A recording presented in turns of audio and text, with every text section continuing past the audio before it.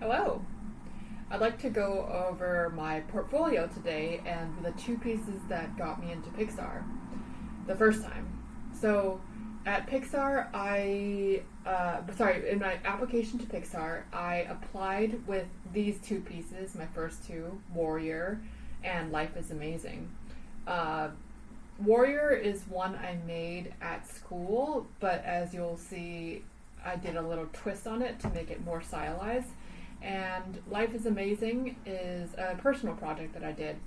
Anyways, I had applied to Pixar with a cover letter where I kind of wrote about my story and how I was in healthcare before, was pretty sad, and then went through this art exploration phase to figure out I really loved modeling, 3D modeling, and then presented them with these two pieces. So let's just dive in.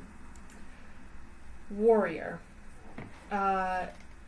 So the goal of this project was actually in my school, we were required to, where is it?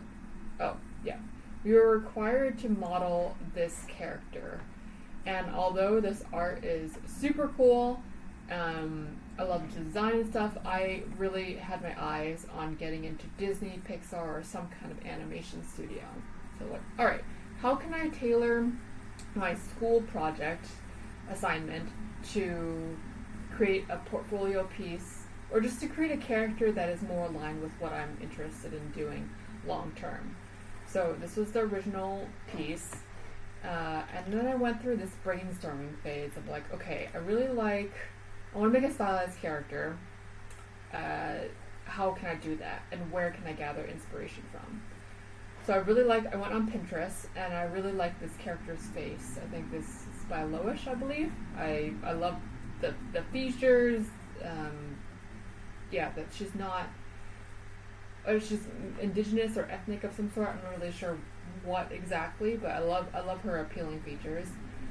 Then while modeling, I wanted to figure out her color scheme and make it more whimsical and fantastical. So it's like, okay, I think I'm gonna make her like a fierce fairy of some sort, like a warrior fairy. And so I originally made her quite thick and muscular, similar to the original concept over here, but then decided, okay, it's a little bit more style, sorry, just got a text and I lost my train of thought. Anyways, I wanted her ferocity to be shown from the inside and not just from the outside of her anatomy and stature, so I narrowed her back to being a little bit more skinnier and toned. Then after sculpting the hair and modeling all the clothing and gear, I had a lot of trouble trying to figure out the color scheme of her hair and outfit. I ended up deciding on going for kind of like storm look with really brighter hair and then almost like ombre down. This is one of an influencer. I don't remember her name, but these are the color tones of green that I really, really loved. I also loved that this hair was glowing over here, but that required some VFX knowledge or something to get her hair glowing. And then my teacher at that time, he worked for Blizzard, I believe. He suggested, I think it would be really cool if the character had a sleeve on her or some kind of tattoo. I was like, okay, yeah, let's do that. So in contrast with the cool tones that my character would have, I wanted to have a more warm tone tattoo. So I used this tattoo and applied it to my character. So this is the final product, actually, of how I developed this character. And I guess this is kind of what AI might do, but AI didn't exist for this back then for concept creation, so I kind of just used my own head and ideas to create her. Let me show you. So this is the clay sculpt, and these are the different angles of her. So I made this ombre, storm colored hair, white to aqua. Gave her some aqua pants and a white top. Here's her hair. her tattoo sleeve. I'm not the most proud of the volume preservation of her face over here, but hey, this is the first project, so honestly, pretty damn good for the first project. First character I've ever made, actually.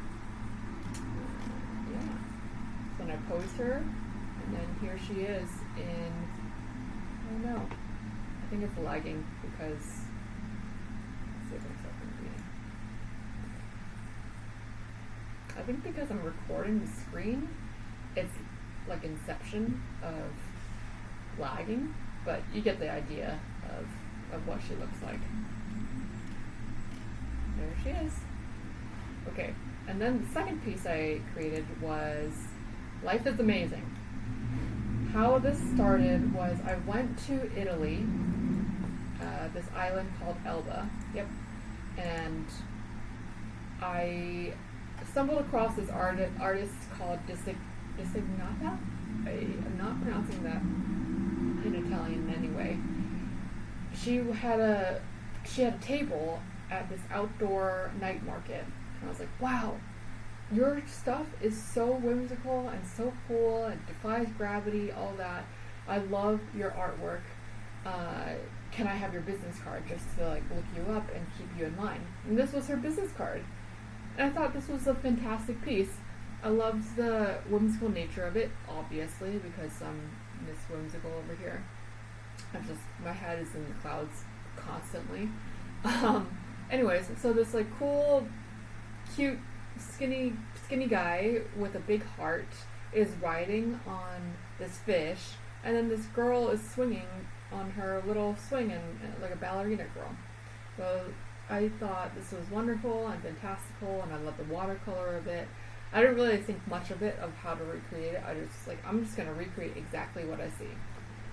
And then here was the sculpt. All the little scales going from large to tiny, and making sure I catch the silhouette of everything correctly. Here is a detail of the different characters and the watercolor technique I used to hand paint everything. Here's the back of it, the front, and then the really glitchy video. So check it out. My portfolio is songstephanie.artstation.com. You can look at it at your own time, on your own time. Anyways, so that was my second piece that was in my portfolio when I applied for Pixar. Hope that's helpful.